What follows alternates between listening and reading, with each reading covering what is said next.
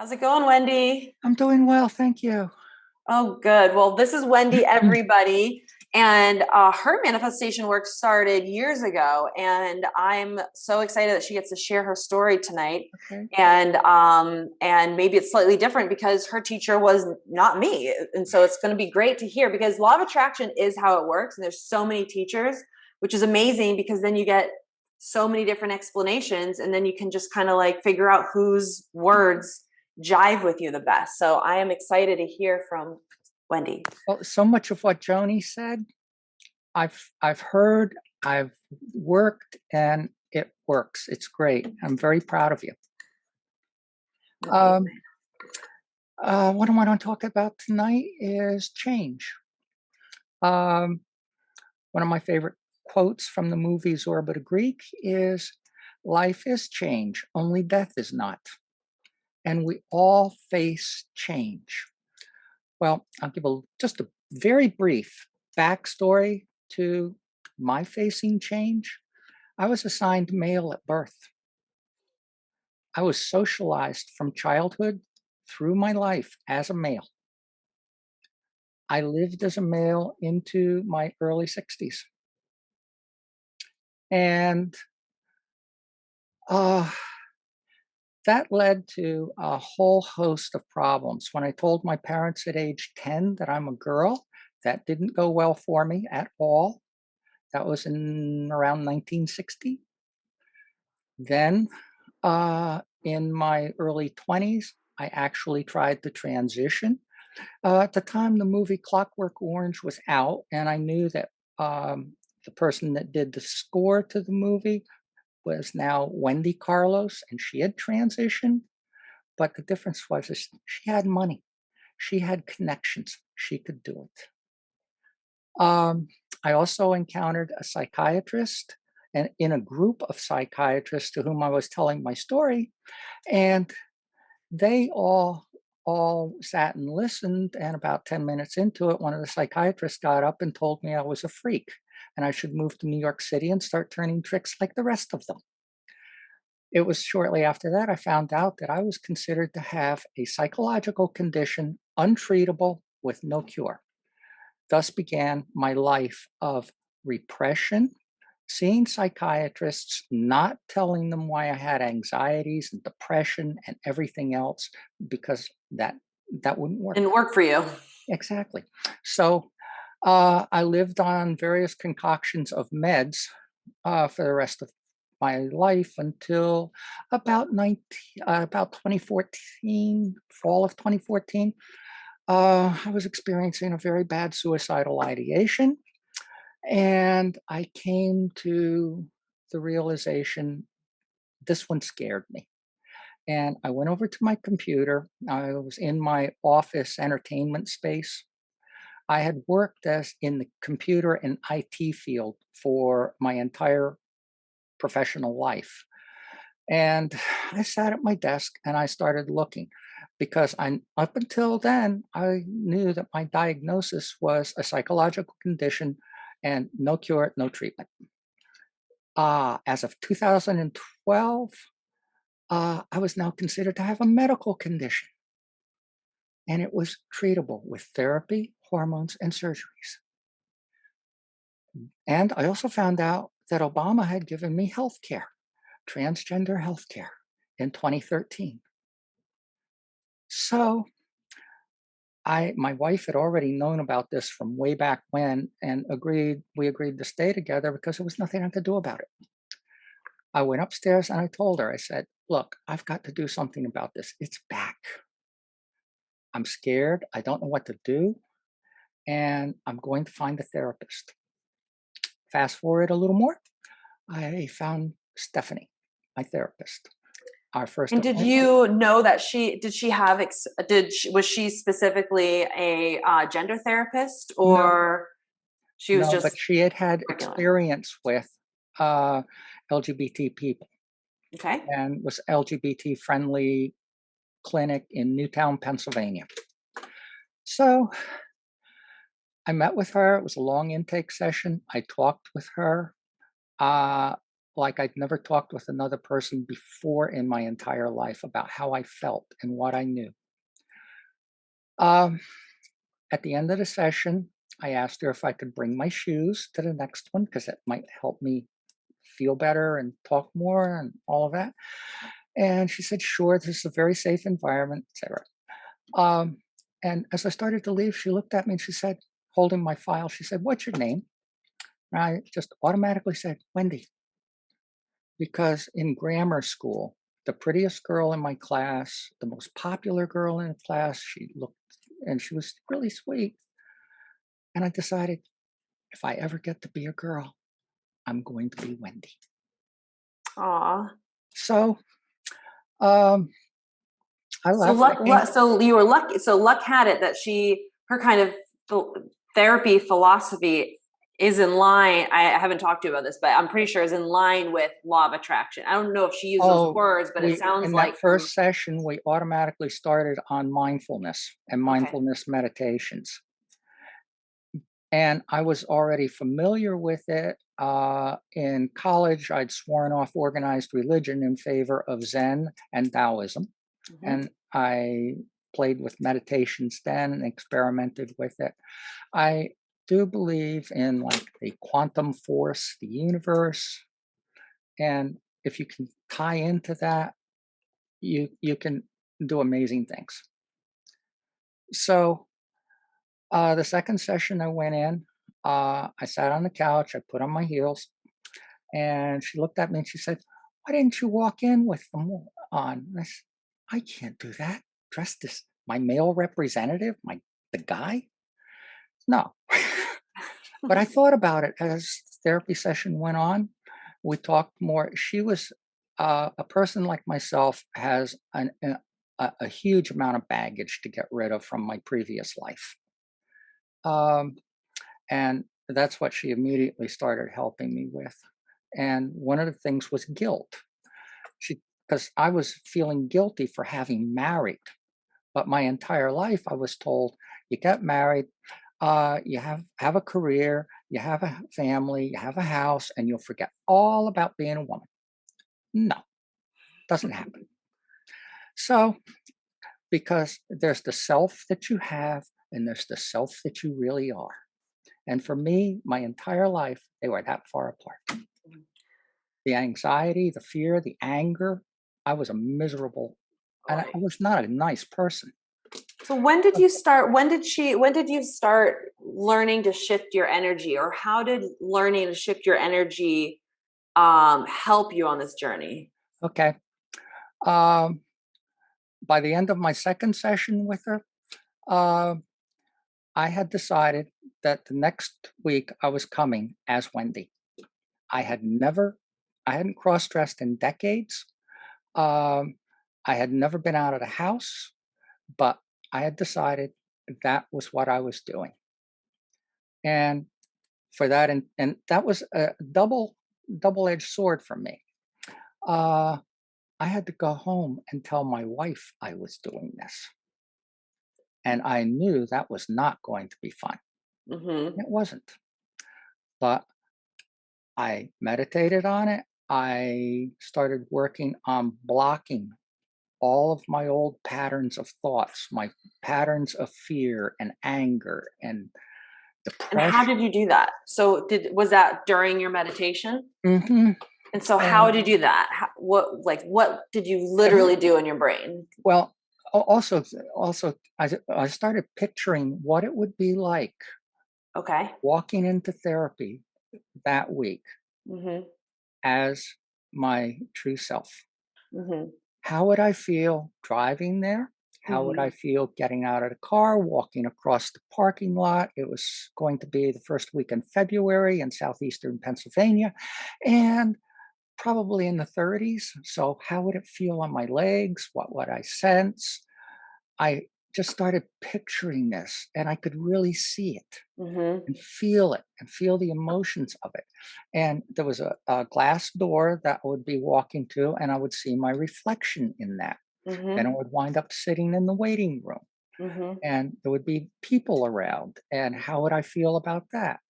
And I just, and every time fear or any kind of anxiety would pop into that meditation, no. I would literally say, no, not Okay. not going there. So you're kind of interrupting, like kind of Interrupt the catching yourself. patterns. See, every back to catching self. Mm-hmm. So um, that morning, I got up, I got dressed, I went to there, I drove. It was it was just amazing. It was even better than I had pictured or envisioned. So was it about a week that you spent building up your energy? Hmm. And if you didn't do that, if you didn't spend a week building up your energy, would you have been able to do that? Oh, nowhere near as well, and definitely with a lot of fear and a lot of Mm. anxiety. And then, I'm glad you said that, because it's kind of like, okay, so here's the difference between forced action and inspired action, right? Like, let's say the therapist was like, okay, Wendy, your assignment is to come dressed as yourself next week. And so let's say you didn't do any energy work, then you would have just like, you were like, okay, she said I have to do this, so I'm going to do this. And then you would have gone out, you would have had nervous energy, and Exactly. then you'd be in the world with nervous energy, now attracting things to prove that you should be nervous. Exactly. But I'm so happy that you were able to avoid that by juicing up the energy. What That was magic. What would it be like? What would it feel like? Hmm. And this applies to everything, you guys. Like, what would it be like to make that money? Hmm. What would it feel like? What would it Exactly. be like to be in that juicy relationship? What would it feel like? Those are the questions. Everybody, you can just never again listen to anything I have to say. Just take those two things. What would it be like? What would it feel like? And then go in there. Hmm. And then all of a sudden now, Wendy's excited. Wendy's doing it with ease. Wendy gets to enjoy the entire process. You cannot enjoy a process that was forced with negative energy. Right.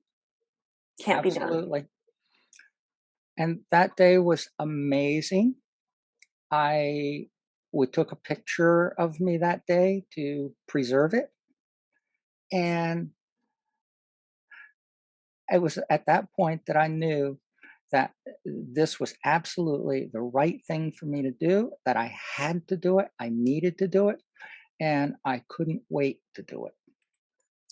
Everything just shifted. Um, So when you say everything shifted, expand on that. What do you mean everything shifted? Everything shifted from I'm not sure, don't know, I've always wanted to do, but I'm not sure, to yes, this is absolutely right, and I've got to.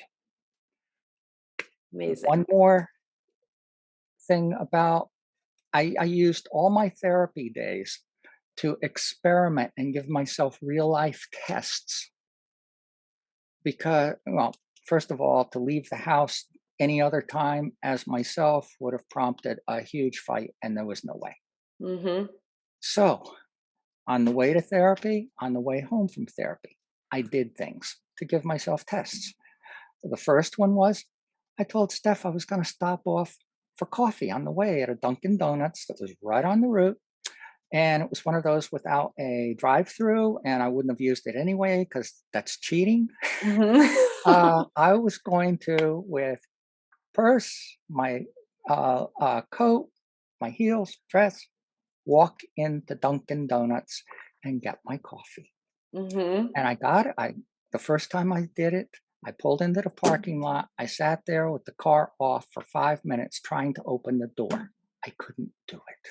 No matter how much I tried, no matter what my visioning was, it didn't work. I put the key back in the ignition, and when I started talking with Steph, I started out with, I failed. And she immediately came back at me with, no, you didn't. You'll do it when you're ready. Mm-hmm. Oh, Mm-hmm. okay. Isn't that nice to go easy on yourself? Let yourself off the Yes, hook. The fact that you pulled in exactly that. there and even thought about it and attempted to, I think that most of the points we get is for attempting to do the energy change, right? Right. Because that's the scary part. That's the part that's unfamiliar. And so you put energy into doing it. Maybe you didn't get like a certain outcome, but you were building your energy in that moment.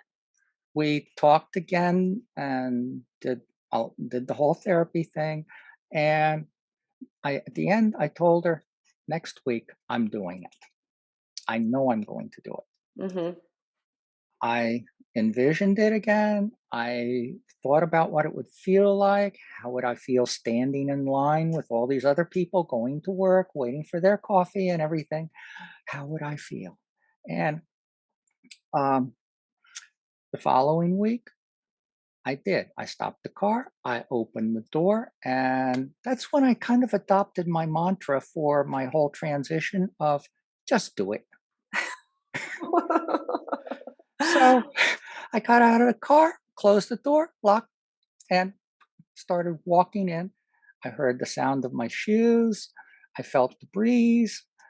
I opened the door. I walked in. No one paid any attention to me, which is what I had envisioned. Mm-hmm. I got in Good line. manifestation. hmm I got in line, and then in walks two policemen. I grew up in New York. When I was even in college in New York, uh, if I appeared in public as a girl, I could be arrested and fined heavily for appearing in public as a female while assigned male at birth. So that was that triggering? What'd you do? It I need to started to know. trigger, it really did. It started to trigger me, and I go, no, that was then. This is now. You're fine. That's how I handled my pattern Mhm. thoughts that were coming through. Joni said And something like that, where she was also just like, no. yes, I And could then, which relate is to a catching lot. yourself and shifting. hmm the other thing I hadn't envisioned and hadn't planned for because of lack of experience was getting my coffee, handling my change, dealing with my wallet and my purse all at the same time. uh, Having been born female, you wouldn't really think twice about that, but that's a lot of stuff to handle in Yeah, one you gotta move. learn it. So, anyway, I got through it.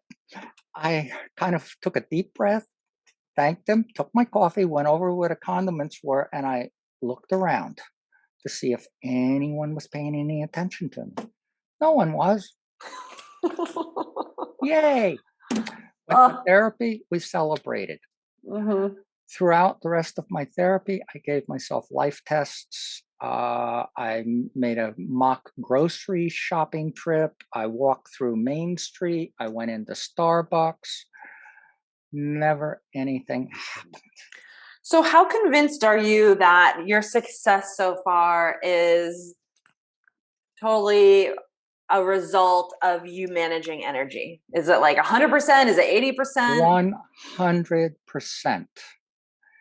And uh, I started this process in January. In July, I left my house, moved into my apartment. When the movers closed the door, I took off my last male representative clothing, trashed it, and put on a denim skirt, a top, and my sandals, and went grocery shopping. Whew. And even at that trip, I went to the service desk. I got my store card. I shop at Giant, so I got my Giant card, and I got it in my name, Wendy. Whew. I love it. And the first morning I woke up in my apartment, I was so ecstatic. I was going to get to be me for the rest of my life. And I had promised myself when I started this process, I was not going to die a man. Period. Amazing. By 2017, I had the surgery at NYU Medical Center. Uh, Amazing. and I almost got a job there. The only thing that killed it was the budget cuts for the new hospital wing. I was going to be my surgeon's patient navigator. That's Ah, how well we clicked. wow.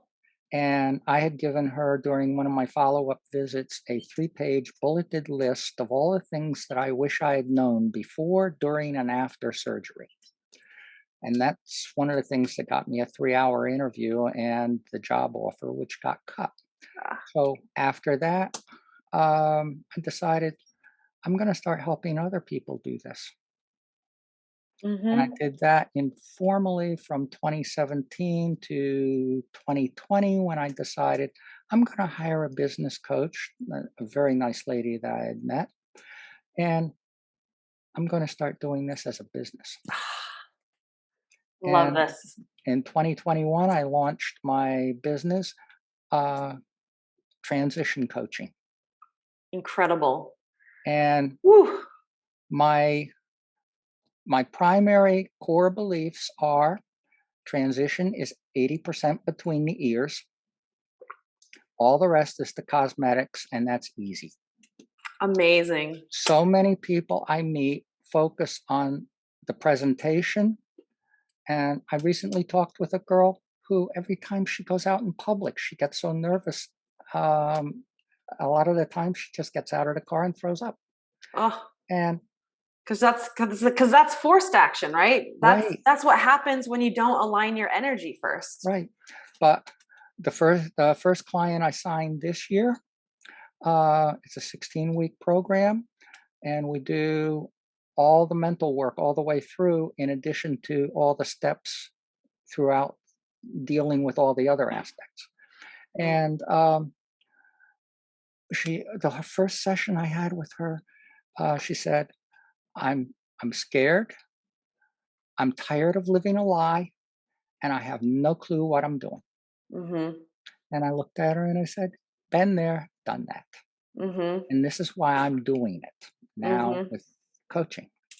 And when she walked, when we had our Zoom session for her sixth session, she was out to everybody, out to all of her employees. She owns her own business. Her legal name change was done, and she was living full time Oh my god, in 6 sessions? in 6 sessions. Woo wee. Goosebumps again. So I know it works. I think that this is such a blessing for the world and for people you can help. And I mean, just look at everything that you've done. And Mhm. I love that you can be this energy coach along the way, a law of attraction teacher along the way. And so, with your clients, you'll be able to help them transition, but then you'll be able to also help them go into, the next phase. Because Right.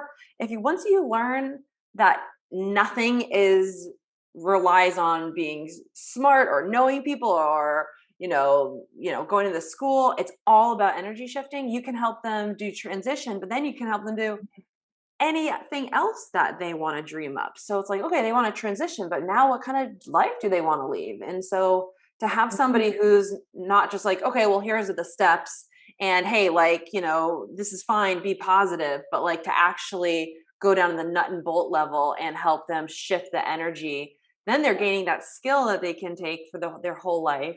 Exactly. And that's really special. So I think that I think that that all those people out there are really lucky that there's someone like you where you can help with that, but also on an energetic level, which is the And key. one of the things that I do is I make sure I tell them, and most of my clients, it's by the third or fourth session at the latest.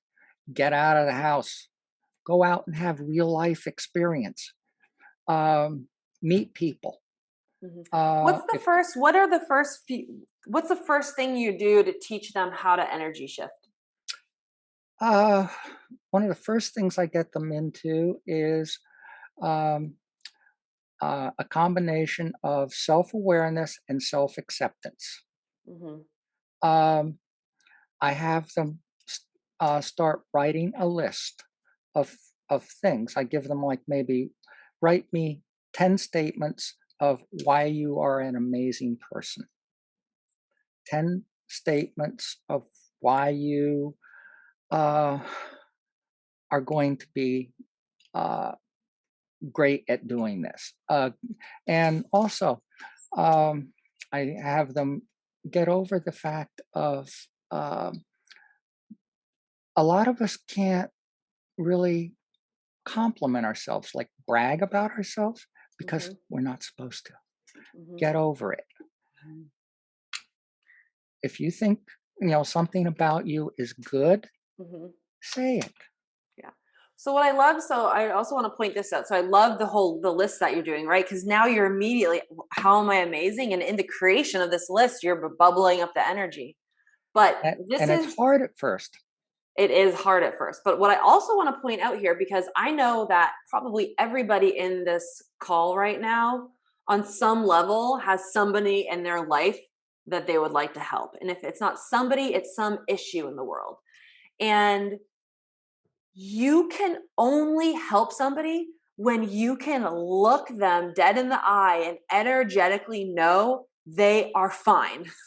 Hmm. Right? So Right. like, would this work if like you were like, oh yeah, this is gonna be, and you kind of fed into that energy, but you're doing the thing where you're looking at them and you're like, this is what you're gonna do, you're fine, we're gonna get over it. Why are you amazing? Start doing that. So what you're doing, what this is also energetic work. It's not that she's just, because when you're helping somebody, a lot of times somebody's not asking you to actually for your advice, right? Somebody's just living their life, doing whatever, and you still want to help them. They don't want to sit down with you, right? So in your case, they do, but we can still help people without formally coaching them by energetically seeing what you want to see. So if Hmm. you think that you're helping somebody by being worried about them, or you think you're helping somebody by, wishing they do something different, you are energetically feeding into their current energy. So Right. the only way to actually help anybody out there is to buck the energy of what they've been carrying on, right? So these people will come and sit with you. They're coming with their baggage. They're coming with all of this. And, is Wendy getting sucked into that and matching the energy? No. And Wendy's like, I hear you. I get it. But this is what we're going to do now. Let's go. And that is, that's how you actually help people. I was told in 2021 when I put my business online by a therapist that I connected with in Philadelphia. We're talking on Zoom. She cut me off 2 minutes into the conversation and she said, Wendy, I don't have any trans patients now, but when I do, if I see that they need your help, you will be my phone call. Mhm. We don't need to talk any further. Um, I know that all my previous patients, even if they just talked with you, would be inspired. At first, I took that as kind of, oh, she's just saying that. She Uh-uh, wasn't. I own it. Yeah. This is amazing. Thank you so much.